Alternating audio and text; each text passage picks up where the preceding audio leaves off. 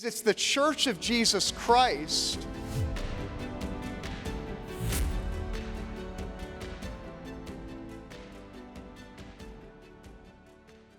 Government is an institution ordained by God.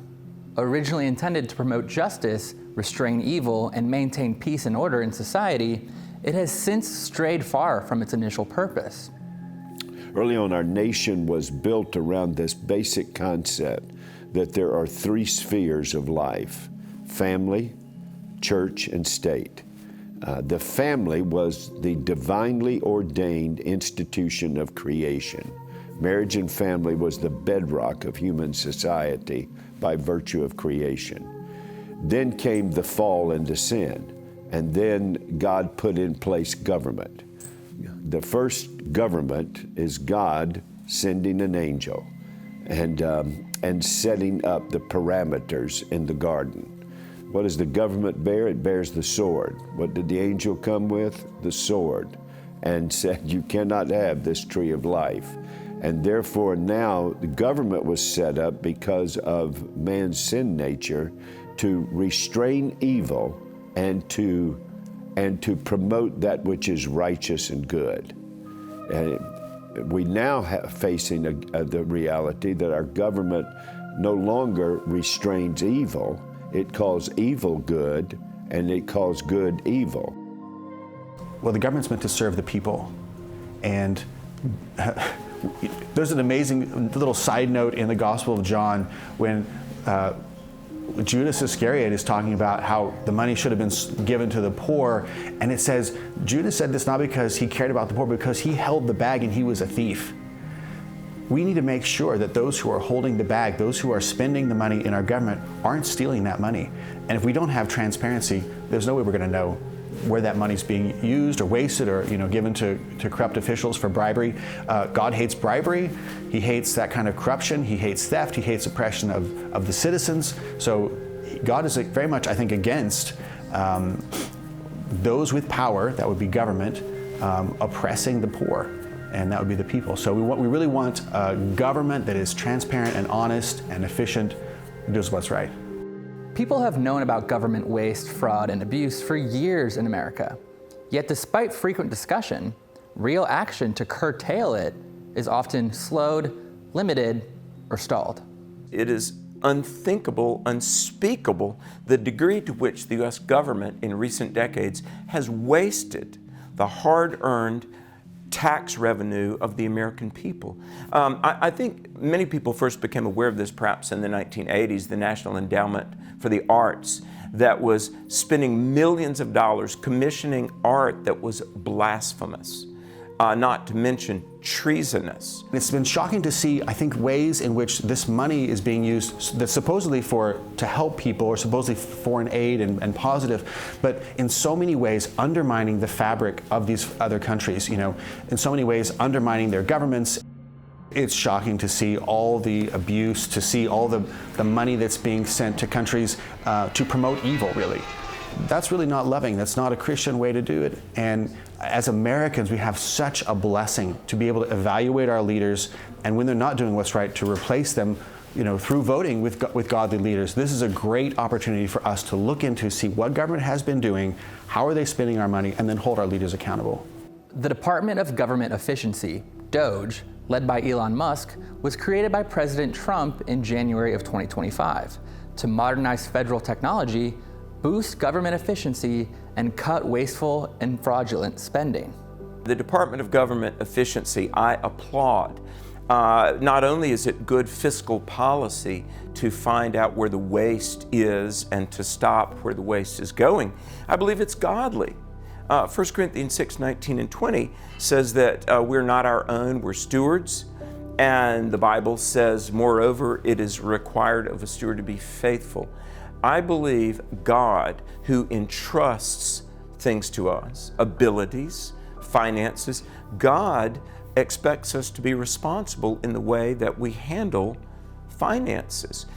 Everything about government waste and abuse and fraud, worse than we all thought, with DOGE uncovering unbelievable situations. What it really maddens you is that even though President Trump is elected, had he not had DOGE to go in to look at these agencies, and he has these authorities and powers and directions of the government, all these other agencies of the deep state were funding things that were contrary to his ballot initiatives, his reason why he was elected. One of the first groundbreaking findings from DOGE was about wasteful spending from USAID, an organization tasked with providing foreign aid and development assistance. Here's a short list of some of the things they spent money on. $1.5 million for diversity, equity, and inclusion programs in Serbia, $70,000 for a DEI musical event in Ireland, $47,000 for a transgender opera in Colombia, and $32,000 for a transgender-themed comic book in Peru. Funding things like LGBTQ theater performances in foreign countries, DEI in foreign countries. When we abandon DEI and we return to common sense, they're still funding this in other countries. It's unbelievable, and it's our tax dollars being used against us.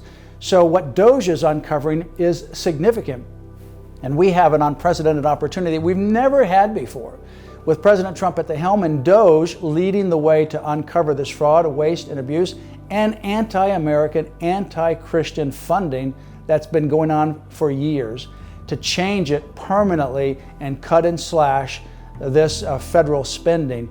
Because if we don't, America is doomed. We can't continue on this path, and moreover, we can't continue to fund things that actually undermine America, and that's what they've been doing for decades. Recent reports from DOGE indicate that approximately 5.5 million non-citizens have been issued Social Security numbers since 2021. Of these, around 1.3 million are reportedly enrolled in Medicaid, leading to concerns about potential strains on public resources.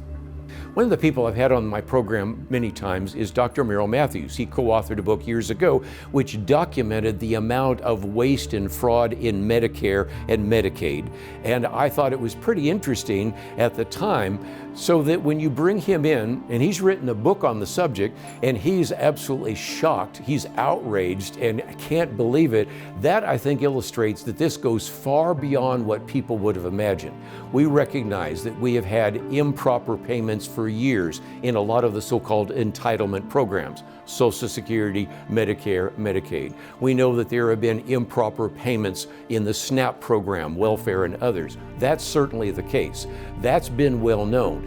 If you're sending money to individuals who should not receive it, if you're sending out tax dollars through Social Security payments to people who aren't even alive and other people are cashing it, you can begin to see that you've actually created quite a problem. So this problem of waste, abuse, and fraud is much larger than we would have ever imagined, and we're just at the tip of the iceberg, and there's more to come. Some of the top financial leaders in the United States, the head of large financial institutions, banks, etc., have come forward and said point blank, we're on the tipping point. We will not survive, the dollar will not survive, our economy will not survive unless we make major changes. This is not a political question. This is one of understanding fiscally the critical nature of where our nation is that will impact for many generations to come. So that's why what's happening now with regards to aggressive cutting of spending is so critical. And fortunately, we have an administration with people in his administration, staffers and leaders, with the courage and the conviction to do what needs to be done. Without these kinds of changes, our nation is effectively, imminently, terminally ill. And yet, with these changes, we see a ray of hope fiscally that our nation has not seen in a long time. And also morally, we can't forget the moral issue as well. Whenever we're borrowing money, we are stealing it from our children, because our children will have to pay for it, one way or the other, whether in reduced benefits, higher taxes. So it is morally wrong for us as Americans to allow the theft to continue against our children. Waste, abuse, fraud, set aside, it's simply wrong.